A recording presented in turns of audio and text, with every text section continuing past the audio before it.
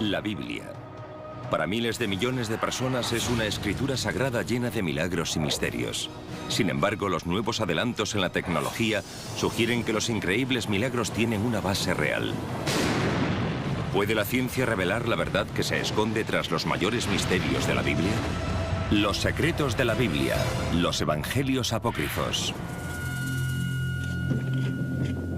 En el invierno de 1886, arqueólogos franceses excavan en busca de objetos en la sección cristiana de un cementerio del Alto Egipto. De repente realizan un descubrimiento que hace temblar el corazón de la historia cristiana. Lo que desentierran es la tumba por largo tiempo olvidada de un monje enterrado en el siglo VIII. Pero el verdadero hallazgo es lo que el monje se lleva con él al otro mundo.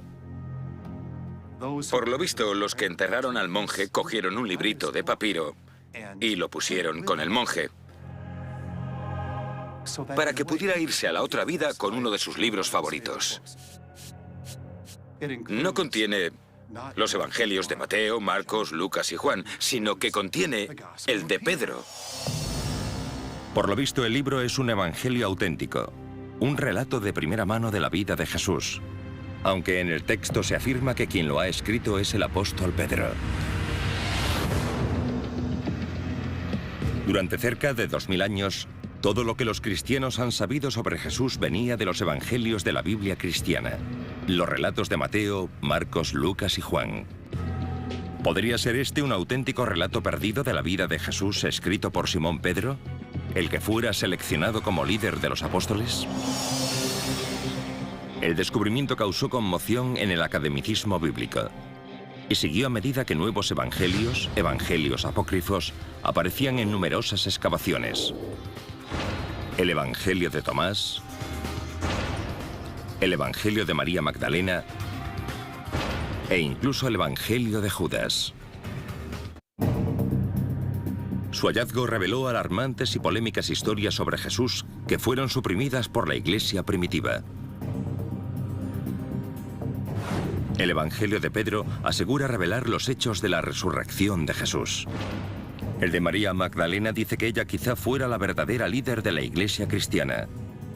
El de Judas dice que Jesús pidió ser crucificado.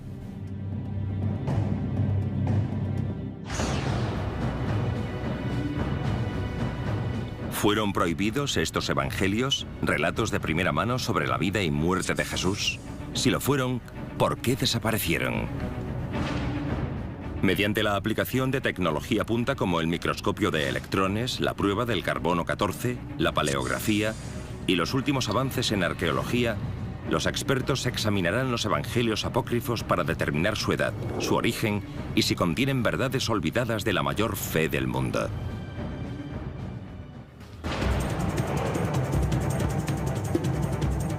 El descubrimiento de los evangelios apócrifos también revela una batalla secreta, ahora olvidada pero que en un tiempo fue vital. Una batalla por el alma del cristianismo. Por un lado hay un grupo devoto que reivindica una relación directa y espiritual con Dios con una serie de evangelios propios. Por el otro, una creciente jerarquía del cristianismo ortodoxo que solo acepta 4 evangelios. El resultado de esta batalla determinará el futuro del cristianismo.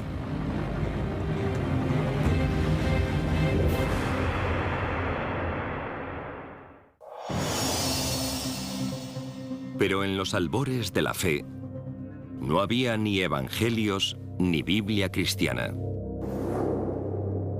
El cristianismo comienza en torno al año 30 después de Cristo, con un grupo de judíos que siguen las enseñanzas de Jesús de Nazaret. Contamos la historia a través de historias y así nació el movimiento en torno a Jesús. Los que rodeaban a Jesús, los pobres, los marginados, seguramente no supieran leer ni escribir, por lo tanto hacían lo que todos hacían: contar historias. Seguramente las personas hablaban entre ellas. ¿Conoces a Jesús? ¿Qué dijo cuando lo conociste? ¿Estabas cuando pasó caminando por la calle? ¿Recuerdas la historia? Lo que he oído es esto. Pasaron décadas antes de que se escribieran las historias de Jesús. Los estudiosos creen que el primer evangelio, el de Marcos, se escribió en torno al 70 después de Cristo, 40 años después de la muerte de Jesús. Pero este no era el único evangelio. En torno al año 200 después de Cristo no solo había los 4 evangelios, sino que puede que hubiera hasta 50. Con títulos como el Evangelio de Felipe, el de los Hebreos o el Apocalipsis de Pedro. Escritores antiguos mencionaron algunos de estos libros, pero estos evangelios estuvieron desaparecidos hasta fechas recientes. ¿Qué pasó con ellos? ¿Y por qué hoy en día solo hay 4 evangelios? La respuesta no tiene tanto que ver con la fe como con la política. La Biblia no cayó del cielo, sino que fue consensuada por pensadores cristianos que representaban un punto de vista particular. Lo sorprendente es que la Biblia cristiana, tal como la conocemos, no apareció realmente hasta pasados 300 años de la muerte de Jesús. Y el hombre que decidió su contenido tenía unas poderosas prioridades que poco tenían que ver con la religión.